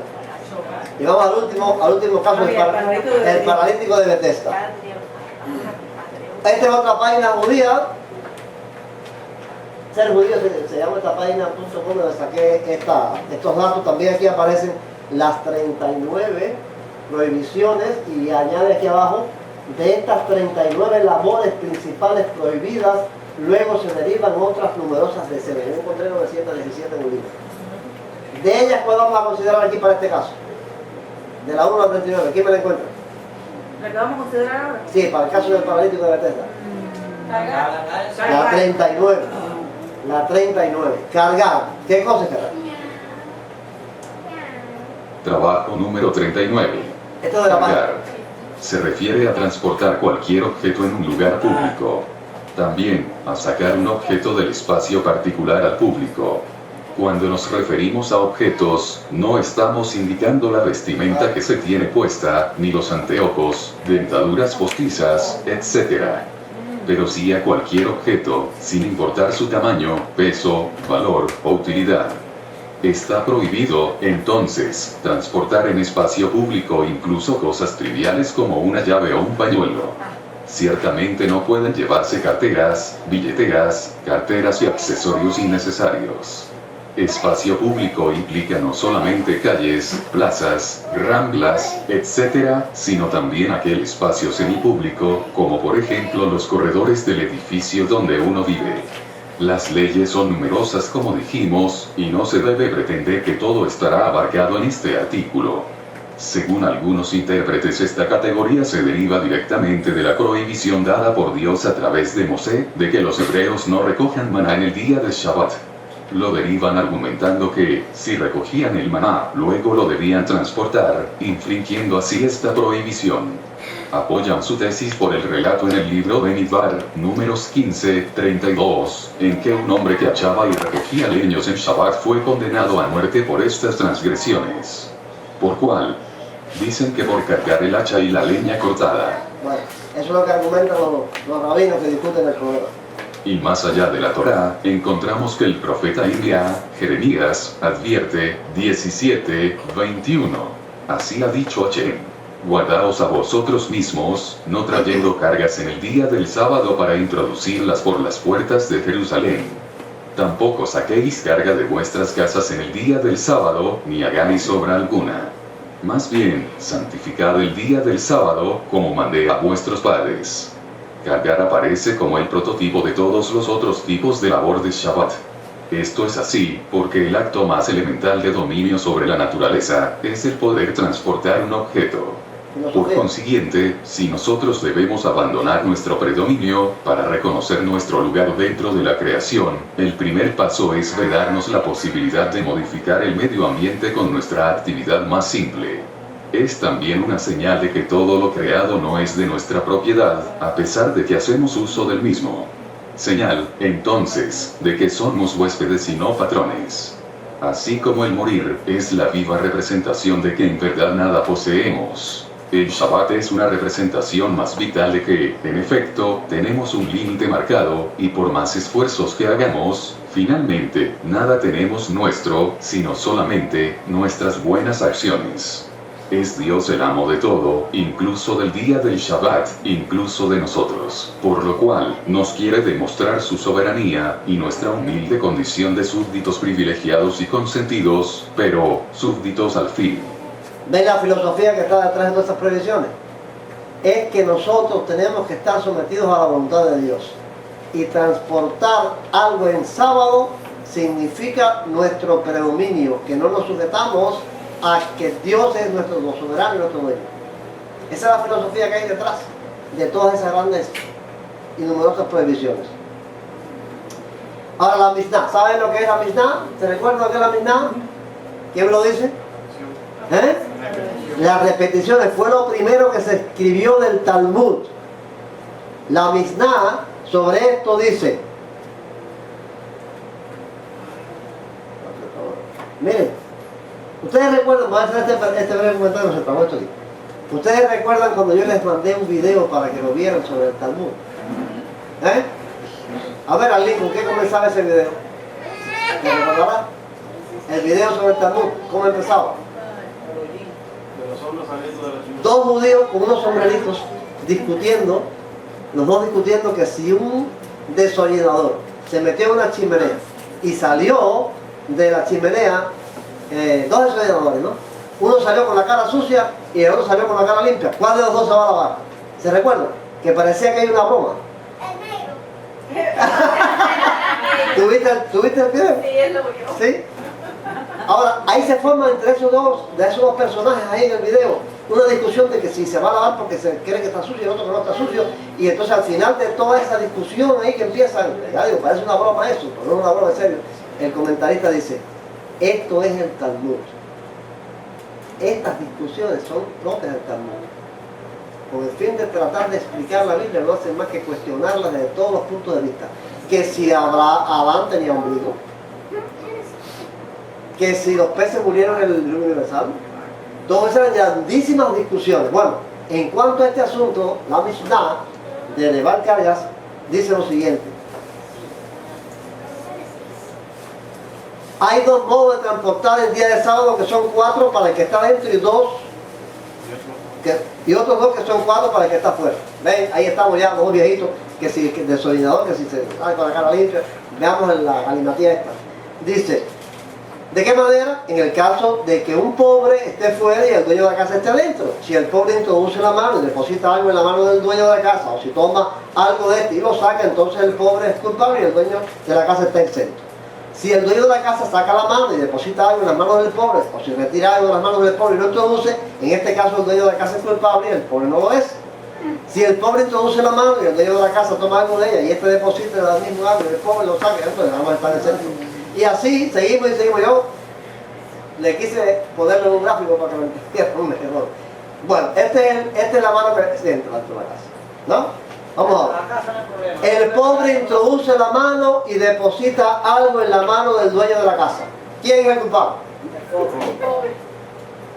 Me dieron bien el Talmud. El pobre es culpable. El pobre introduce la mano y toma algo de la mano del dueño y la saca. ¿Quién es el culpable?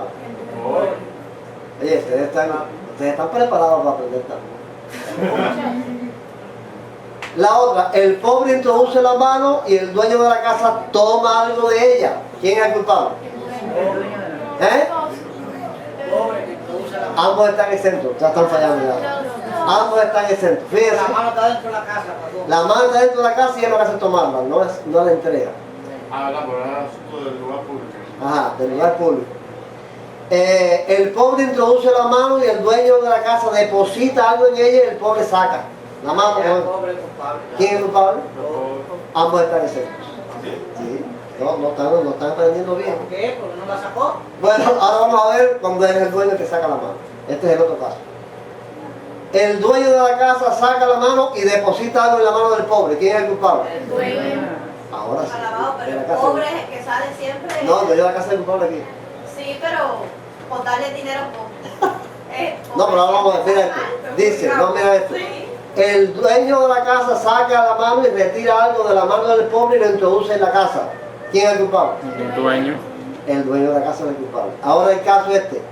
El dueño de la casa saca su mano y el pobre recoge algo de ella, de la mano del dueño. ¿Quién es el culpable? Los dos. Ambos están exentos. ¿También? Ajá. Ambos están exentos de culpa. Y la última es que el dueño de la casa saca su mano, el pobre deposita algo en ella y el dueño lo introduce. ¿Quién es el culpable? Los dos. Ambos están en serio. No es difícil. Nada más que no les puse esto para que se lo aprendan. No para que se lo aprendan, solo para que vean hasta dónde llegan estas cosas. Por eso le digo, ustedes están imponiendo cartas que ni ustedes con un dedito pueden cumplir. Entonces, esto eran grandes discusiones, esto eran discusiones serias. No, esto eran serias y solemnes discusiones, que si se puede, que si no se puede, que si esto se puede hacer, si lo otro no se puede hacer. Entonces, Joaquín, esto que se discute en el concilio de los tiempos de ahora, que el peinado, que la cosa yo, han heredado de allá cosas. No sé si lo habrán leído por eso. No sé si habrán leído el Talmud, ¿no? Pero... Que si más largo, que si más corto. Que no, uno no se puede quedar el mismo piso hasta dónde. Ahora, la Mishnah dice lo siguiente. La Mishnah dice lo siguiente. El sastre no ha de salir con su aguja cuando ya esté próximo al oscurecer, no sea que se olvide y la transporte. Tampoco el escriba ha de salir con su pluma. Si uno transporta paja igual a la que podría servir para llenar la boca de una vaca, o pajuela como para llenar las fauces del camello, o cebada como para llenar la boca de un cordero, o hierba como para llenar las fauces de un cabrito, y hojas frescas de puerro o de cebolla en la cantidad como un higo seco, o secas como para colmar las fauces de un cabrito, es culpable. Eso lo dice la Mishnah. Recuerden eso, que eso son cosas escritas en la Mishnah, en el Talmud. ¿Qué se le hace a los culpables? ¿Eh? ¿Qué se le hace a los culpables? ¿Qué quiere decir ser culpable? ¿Qué se les hacía? Se expulsaban de la sinagoga. Ah, bueno, ya. Ellos tenían sus castigos para las personas que cometían esas faltas. El que transporta vino como para escanciar un vaso, leche como para un sorbo, miel como para poner sobre una herida, aceite como para poder ungir un pequeño miembro, agua como para diluir el colirio, un cuarto de log de cualquier otro líquido, un cuarto de log de todo lo que se puede derramar, es culpable. El que transporta cuerda como para hacer un asa a un cesto, o juncos como para hacer un colgante a un tamiz o a una criba, es culpable. Rabí Yehuda dice, como para tomar con ella la medida de un zapato de niño. Una cuerdita para tomar la medida del zapato de un niño y lo llevas en sábado, lo transportas en sábado, es culpable. ¿De qué? El que transporte a un pergamino como para poder escribir en él la nota de los colectores de impuestos, y el que transporta la nota de los colectores de impuestos, es culpable. El que transporte a un pergamino raído para envolver el cuello de un pequeño frasco de perfume. El que transporta tinta como para escribir 2 letras o colirio como para pintarse un ojo, es culpable. Ahora vamos allá. A Juan 6, 5, 6 al 12. Cuando Jesús lo vio acostado y supo que llevaba ya mucho tiempo así, le dijo, ¿quieres ser sano? El enfermo le respondió, Señor, no tengo quien me meta en el estanque cuando se agita el agua. Mientras yo voy, otro desciende antes que yo. Jesús le dijo, levántate, toma tu camilla y anda. Al instante aquel hombre fue sanado, y tomó su camilla y anduvo. Era sábado aquel día. Entonces los judíos dijeron a aquel que había sido sanado, es sábado, no te es permitido cargar tu camilla. Él les respondió, el que me sanó, él mismo me dijo, toma tu camilla y anda. Entonces le preguntaron, ¿quién es el que te dijo, toma tu camilla y anda? ¿Pero quién te dijo semejante cosa? ¿Eh? ¿Quién te dijo cosas tan terribles? ¿Quién te dijo que tomes tu camilla y andes? Hoy es sábado. Sí, eso no era tampoco una cama grande, según lo que dicen era como una estelita de paja. Yo qué sé. No era de paja. ¿De qué era? Era una colcha enrollada que se rodaba a un lado o abriéndose y se acuesta la persona. Era una colcha, dice él, una colcha que se desenrollaba para un lado y la persona se acostaba. Ajá. ¿Y qué era lo que hacían en esos tiempos? El día sábado, solo descansar en la casa. No iban a la sinagoga o algo así, ¿no? Sí. La sinagoga. ¿Y cómo se vestían? Se lo pueden cantar todo. No, pues dice la vestimenta. Se iban vestidos desde la casa. Ninguna cosa de eso. lo que le conviene. Había que ir por el camino que estaba trillado, ya no se podía andar por la hierba. Ah, sí. Podía dar 2 pasos de más. Por la hierba, caminar por la hierba era trillar. Ay, no sé. Ay, mi madre. Sí. Vamos a ver a Berkeley. Miren cómo dice Berkeley. Un pobre hombre había sido sanado de una enfermedad que, humanamente hablando, era incurable. Podríamos suponer que aquello habría causado una alegría y gratitud general, pero algunos lo miraron como algo malo e impío. El que había sido sanado iba por las calles cargando con su camastro. Los guardianes de la ortodoxia judía le pararon y le recordaron que el llevar una carga el día de reposo era quebrantar la ley. Ya hemos visto lo que hacían los judíos con la ley de Dios. Era la ley una serie de grandes principios generales. Pero a través de los años los judíos la habían convertido en miles de reglas y prohibiciones. La ley decía simplemente que había que considerar el sábado como un día especial, y que en él no tenían que hacer ningún trabajo las personas libres, ni sus esclavos, ni sus animales. Los judíos entonces establecieron que había 39 clases de trabajos, a los que llamaban trabajos padres, uno de los cuales era llevar cargas. Se basaban especialmente en 2 pasajes. Jeremías había dicho: así ha dicho el Señor, guardaos por vuestra vida de llevar cargas en sábado, o de meterlas por las puertas de Jerusalén. No saquéis cargas de vuestras casas en sábado ni hagáis ningún trabajo, sino santificad el sábado como mandé a vuestros antepasados. Nehemías también se había disgustado porque se trabajaba y se vendían mercancías los sábados, y había colocado guardas en las puertas de Jerusalén para que vieran que no se metían ni sacaban cargas los sábados. Nehemías 13:15 deja perfectamente claro que lo que estaba en cuestión era trabajar el sábado como si fuera un día ordinario. Pero los rabinos de tiempos de Jesús discutían solemnemente que un sastre quebrantaba el sábado si llevaba ese día una aguja, su herramienta de trabajo, prendida en la solapa. Hasta discutían si era lícito llevar piernas postizas u otras prótesis el sábado, o estaba prohibido por ser cargas. Lo que está claro en esa prohibición de Jeremías y de Nehemías son cargas comerciales. Eso es obvio. Bastante peso. No, y que era para vender y comprar, se hacía todo un negocio en Jerusalén. Cuando Jeremías pronuncia profecía contra eso, porque Dios se lo manda a decir, o Nehemías prohíbe, es porque eso era un negocio, eso era un trabajo en grande que se hacía por las puertas de la ciudad, se metían cargas de comercio para vender y comprar, y los dueños de las casas sacaban también sus mercancías para venderlas públicamente. Ya eso, bueno, eso es más que obvio que es violar el sábado. Ya si le pone, mete la mano, le saca lleno, si la pone, así, ya. Ellos hicieron desde esa prohibición de Jeremías. Lleva la aguja o lleva un bolillo. Si lleva la pata de Pablo, el pobre cojo, todas esas cosas. Sí, ya todas esas cosas. Estaban seguros de que no se debía llevar ninguna clase de adornos superfluos los sábados, por la misma razón. Para ellos todas estas minucias eran cuestiones de vida o muerte, así que no les cabía la menor duda de que el hombre de este pasaje estaba quebrantando la ley rabínica al llevar la cama a cuestas en sábado. Eso era cuestión de vida o muerte, eso no era cuestión de... para esa gente, eso era como si a nosotros se nos pidiera hoy renunciar a la Biblia. ¿Nos puede alguien pedir que renunciemos a la Biblia? Bueno, ellos eran igual. Cuando Cristo se mete a hacer eso, está diciendo ellos, por eso ellos no podían soportar a Cristo. Ellos no podían soportar a Cristo. No hay armonía entre el pensamiento de Cristo y ese pensamiento judío, no la hay. Las preguntas son: ¿conocería Jesús todas estas complicaciones y estos enredos rabínicos de la Torá oral? ¿La conocería Jesús? Sí, claro. Él lo conocía porque él estaba allí. Estaría consciente de que cuando ordenó al paralítico cargar su camilla y cuando hizo lobo y sanó al ciego, estaba desobedeciendo la Torá oral. ¿Estaría consciente Jesús de eso?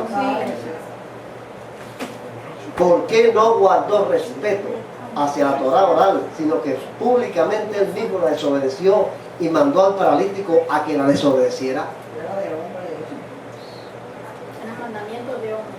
La respuesta la vamos a encontrar quizás en el caso del campo de trigo, cuando pegaron los discípulos las manos. Jesús descalificó a la Torá oral. Jesús echó por tierra todo eso y estableció nuevos principios. No, quienes dicen que Jesús derogó el sábado se equivocan. Jesús no derogó el sábado, lo elevó al principio verdadero, le dio su verdadero significado, trajo el significado que los judíos habían enturbiado con todas sus reglas y con todas sus normas a lo que Dios quiso que se hiciera con el sábado. Ese es el principio que Jesús enseña. Vamos a verlo allí cuando él explica el asunto del sábado. Con seguridad vamos a encontrar una respuesta en la explicación que él dio cuando sus discípulos fueron criticados por arrancar espigas del trigo el sábado, porque tenían hambre. Recuerden, era porque tenían hambre. Vamos ahí en Mateo 2 y Marcos 2, vamos a hacer una combinación ahí. Pero él les dijo, ¿nunca leísteis lo que hizo David cuando tuvo necesidad y sintió hambre? Él y los que con él estaban, ¿cómo entró en la casa de Dios, siendo Abiatar sumo sacerdote, y comió los panes de la proposición, de los cuales no es lícito comer, sino a los sacerdotes, y aún dio a los que con él estaban? ¿Qué era más grave? ¿Qué era más violatorio? ¿Arrancar las espigas o comerse los panes de la proposición? Uno que no fuera sacerdote.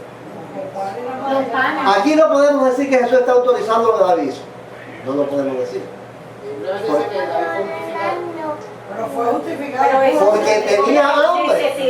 Porque tenía hambre. Dice, él y los que con él estaban tenían hambre. Se comieron los panes de la proposición, que es algo más terrible que arrancar la espiga del trigo. Porque tenían una necesidad. Mis discípulos tienen hambre. Y están arrancando la espiga de trigo, violando su tradición oral. Y David violó la ley. Porque David violó la ley, porque la ley, la Torá, sí está establecido que ese pan lo podían comer solo los sacerdotes. Igual que Jonatán cuando cogieron también, que violó la manera de la ley. Eso fue cuando el edicto del rey. ¿O no habéis leído en la ley cómo en sábado los sacerdotes en el templo profanan el sábado y son sin culpa? Aquí está la primera razón. Lo que está en rojo es la razón. Pues os digo que uno mayor que el templo está aquí. Porque el Hijo del Hombre es Señor del sábado. ¿Ves? Si David hizo aquello y los sacerdotes circuncidan y hacen todos estos servicios del sábado y no lo violan, yo soy el dueño del sábado. Esta es la primera razón. ¿Por qué lo hace? ¿Por qué lo hizo? ¿Por qué violó públicamente y mandó a violar públicamente la Torá oral? Porque él es el dueño del sábado y hace con él y enseña sobre él y establece sobre él lo que él entiende que es la verdad.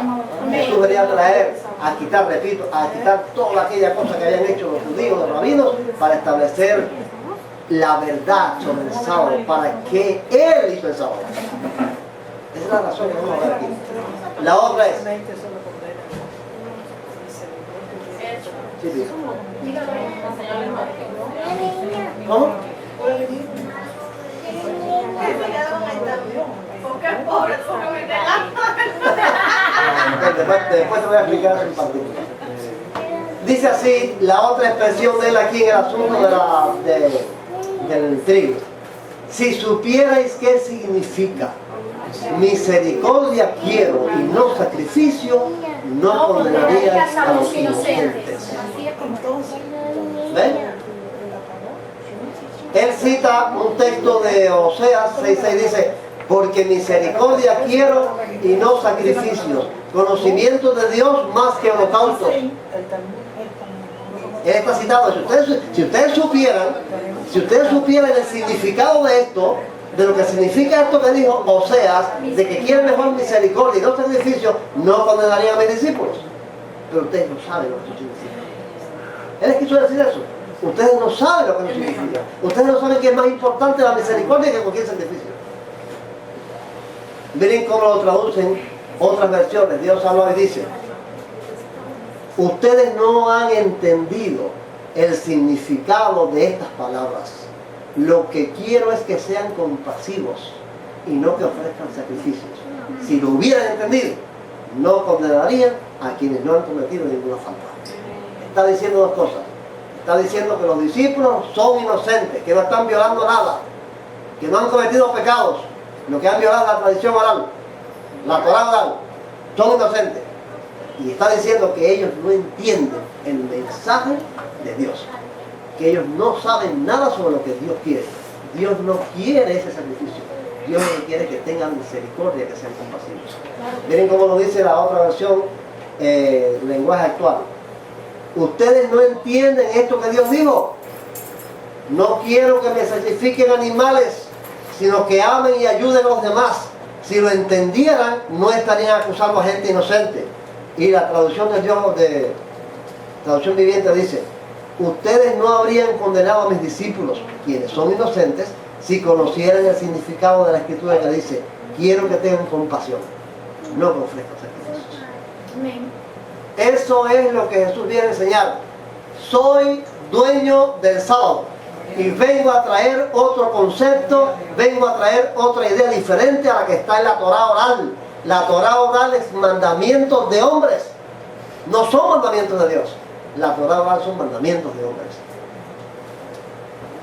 En Mateo, ahí mismo dice, también le dijo, el sábado, y esta es la tercera gran causa, el sábado fue hecho por causa del hombre y no el hombre por causa del sábado. Palabras de Cristo también en esa explicación. ¿Qué significa eso? ¿Quién me lo dice? En palabras más sencillas. Que el sábado, un beso lo parió. A ver, ¿quién me dice? Que el hombre descanse, para que el hombre se llene de las bendiciones de él, porque él señaló ese día para derramar amor, para derramar todas las bendiciones de él al pueblo. Ese día es consagrarte en él, en hablar de él, en hacer misericordia. Y ese día recibe todos los hijos de él que hacen el sábado así. Bendición. Bendición. El sábado es una bendición. Dicho en pocas palabras, el sábado fue establecido para bendición del hombre, no para que el hombre fuera esclavo del sábado. Esta es la otra parte, ¿ves? Están las dos partes. Él dice así: el sábado se hizo para el hombre y no el hombre para el sábado. Dice, el sábado se hizo para el bien de los seres humanos y no los seres humanos para el bien del sábado. Son diferentes traducciones. Le dan más importancia al sábado que al hombre de los judíos mesiánicos cuando creen estas cosas de la Torá oral. Ajá. Yo cuando me convertí hace ya 18 años, y bueno, me invitaron aquí a la iglesia, y yo me convertí en mi casa, fue una transformación que Dios hizo en mi vida. Cuando llegué a la iglesia, aquí, me gustó mucho la unión del amor y eso. Y siempre vi el sábado como un día de recibir bendiciones.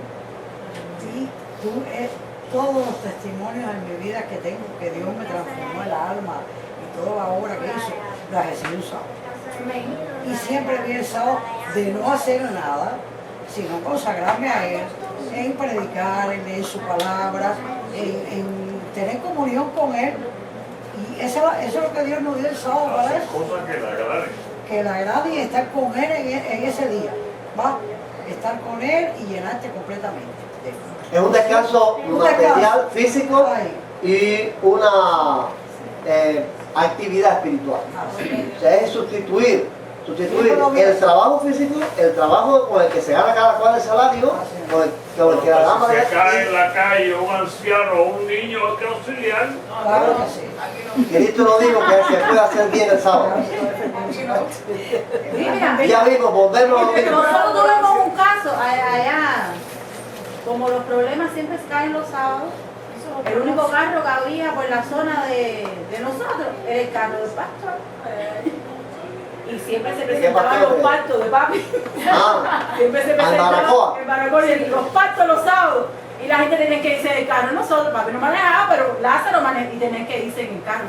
Eso no era permitido. Pero como un pastor, ¿por qué sábado no va a prestar su carro? Para llevar al enfermo. Para llevar a una gente que se está pariendo. Y eran nosotros, entonces los sábados que se presentaban nosotros. Ya vimos, Jesús transgredió intencionalmente, tengan bien en cuenta esto, Jesús transgredió intencionalmente las reglas sobre el sábado establecidas por la Torá oral y las preguntas pudieran ser, ¿por qué lo hizo? ¿Cuál fue su intención? Ya vimos la respuesta. Ya vimos la respuesta. La confrontación. Es obvio que había una confrontación entre este modo de pensar de Jesús y el pensamiento hebraico del primer siglo. Hasta hoy sigue existiendo esa confrontación. Miren, esto parece, este señor parece un judío del tiempo de Cristo que presentan en las películas. ¿No? Parece un judío del tiempo de Cristo. Cuando usted ve las películas por ahí de Cristo, pero es actual esa gente. Esta gente están anquilosados en el tiempo. ¿Saben qué es anquilosado? Encartonados, están como un concreto, sin estirarse ni encogerse durante siglos y milenios. Siguen siendo lo mismo. Este señor es un judío, un rabino de Jerusalén. Vamos a ver en un videito. Vamos a irlo cambiando un poco. Es un video donde este rabino de Jerusalén se entrevista con el pastor pentecostal. Pero venía otra vez allá adelante. ¿Usted cree que Jesús guardó el sábado? El Shabbat. Le pregunta el pastor evangélico al rabino. Dicen que no lo hizo. Según el libro de ustedes, el Nuevo Testamento. Fíjense, si este hombre estuviera frente a Cristo, lo estaría acusando igual que aquellos hombres. Dicen que no lo hizo, según el libro de ustedes, el Nuevo Testamento. Moisés dijo, disculpa, ok, en el tiempo de Moisés un hombre quebrantó Shabbat al reunir maderos. Voy a leerlo ahí porque está en inglés y no se ve bien la letra. Y le preguntaron a Dios qué debían hacer, fue el caso que presentó. En aquellos días la persona sería muerta por eso.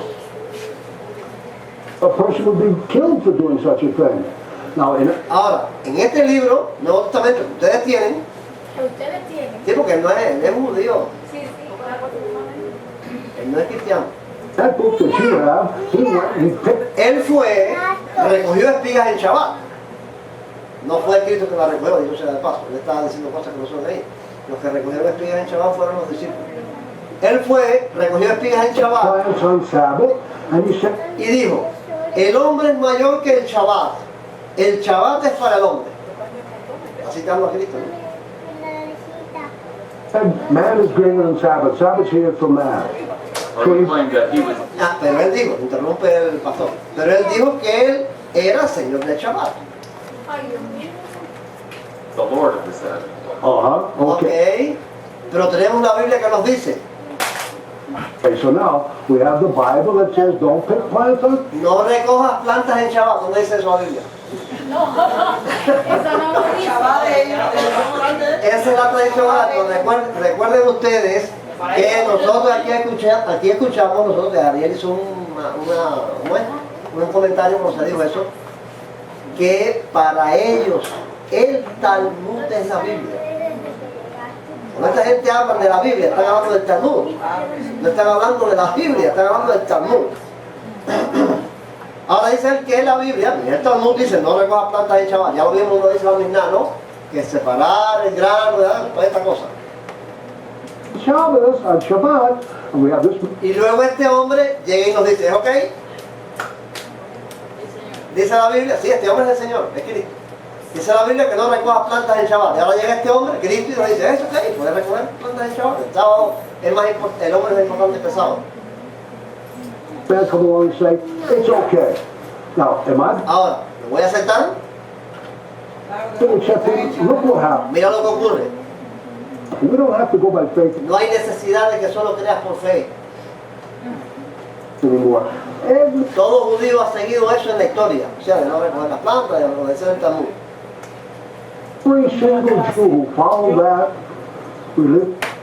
Si sus descendientes hubieran dejado de hacerlo, no serían más judíos. Están anquilosados en los milenios. Se han hecho un concreto sin variación en el tiempo. His grandchildren are Luke and John. They're not Jews anymore. ¿Ve? Entonces,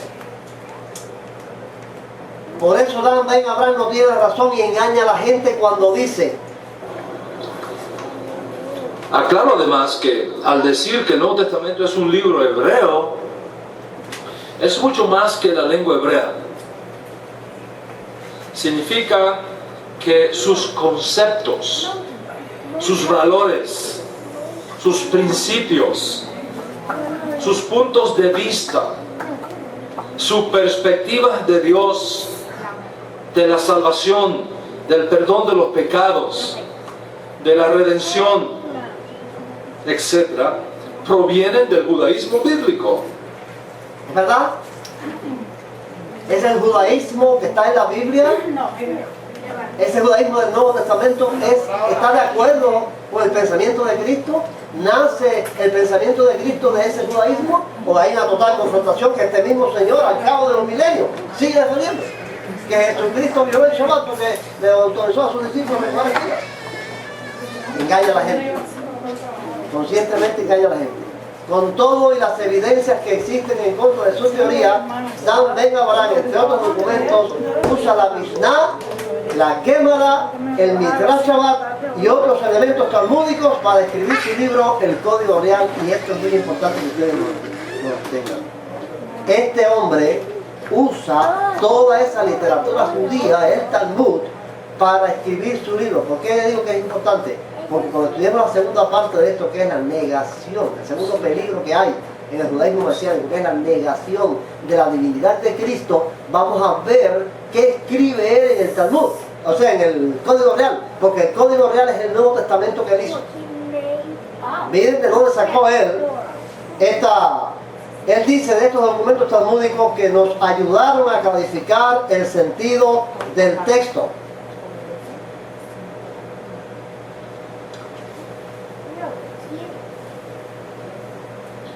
¿Cuáles son entonces la base textual que hemos usado para producir el Código Real? ¿Qué es lo que está detrás del Código Real? ¿De dónde viene lo que aparece en el Código Real?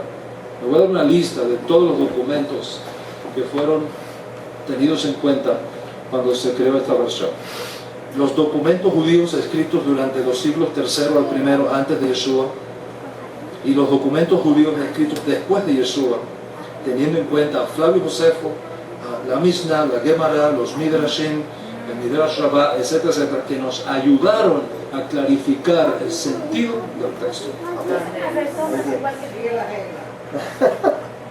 Dan Ben Abraham y los otros rabinos mesiánicos pretenden pintarnos la imagen de un Jesús rabínico de la misma estirpe de los anquilosados rabinos ultraortodoxos judíos de este tiempo, y así borrar de nuestras mentes la figura de un Salvador universal. Quieren hacernos creer que Jesucristo es un rabino judío. Yeshua no fundó una religión nueva. Con Yeshua ninguna ordenanza del Eterno cambia. Yeshua dio la correcta interpretación de la Torah escrita, sin cambiar nada, por supuesto. Yeshua estaba de acuerdo con muchas cosas de la doctrina de los fariseos. Para Yeshua la gracia es parte de la Torah y siempre ha existido. Con Jesús entró la gracia como algo nuevo. Querido oyente, Yeshua, no Jesús, es un rabino judío, es un hombre, no Dios, que fue escogido como el instrumento adecuado de la redención final. No existe ningún Jesús que tenga estas características. ¿En quién has de creer ahora? ¿En Yeshua, el rabino judío? ¿O en Jesús, el griego inventado por Roma? ¿Qué creen ustedes eso que dice ahí? Que la gracia está en la Torá y siempre ha existido. Que en Jesús la gracia entró como algo nuevo. ¿Cuál de las dos cosas es verdad? ¿La gracia está en la Torá y siempre existió, o la gracia la trajo Jesús como algo nuevo? La trajo Jesús. ¿Dónde está la gracia para perdonar a la mujer que cometió adulterio? En la Torá. ¿Qué había para ella? Apedrearla. Aunque se arrepintiera y pidiera perdón, ¿qué había? Pedradas. ¿Qué había para la hechicera en la Torá? ¿Qué dice la Torá? Quemarla viva. ¿Qué dice la Torá? Los libros de Moisés, para el que violaba el sábado, apedrearlo. Hay montones de condenas a muerte en la Torá. Pablo dice, la ley escrita en tablas de piedra es una ley, es un ministerio de muerte y de condenación. Dice Pablo así. Si la ley que fue escrita en tablas de piedra es un ministerio de muerte y de condenación, y que Moisés se iluminaba el rostro, ¿qué no será entonces el ministerio del Espíritu? ¿Qué no será entonces el ministerio de la gracia, de la justificación? Pablo hace esa comparación. Pablo hace la comparación entre la ley, la Torá, y citando los 10 mandamientos, no citando toda la ley, porque cuando Moisés se iluminó el rostro fue cuando recibió los 10 mandamientos. Dice que eso es un ministerio de muerte y de condenación, y que Cristo trajo un ministerio del Espíritu y de justificación. ¿Hay o no una diferencia? Este hombre dice una mentira. En la Torá no hay gracia. La gracia fue traída por Jesús como algo nuevo. Pero ellos quieren vendernos la idea de un Jesús rabínico, de un Jesús que está de acuerdo con la Torá oral, que la Torá oral es traída por Dios y que Cristo predicó de acuerdo con esa Torá oral. Todo es mentira para engañar a los ignorantes. Es una lástima, realmente es una lástima que haya tantos evangélicos, miles de evangélicos, creyendo tantas personas que parecen sabias ocupados en defender esa mentira. Así es. Es realmente una lástima creer a esta falsedad. El evangelio es algo diferente. El evangelio no es judío. El evangelio es un mensaje universal para la humanidad, donde están incluidos los judíos, normalmente. No hay judío ni griego. El judío que acepta a Cristo está en el evangelio. El gentil que acepta a Cristo está en el evangelio. Pero es un mensaje universal para la humanidad. No nos podemos anquilosar, meter dentro del estrecho mundo del judaísmo, porque ya eso, de eso, Pablo lo liberó hace siglos. Él recibe la gloria de ser.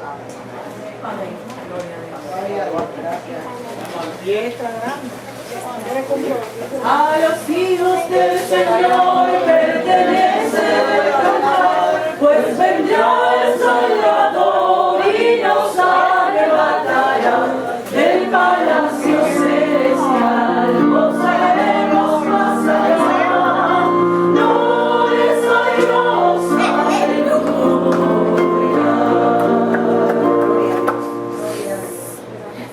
Amén, te pide.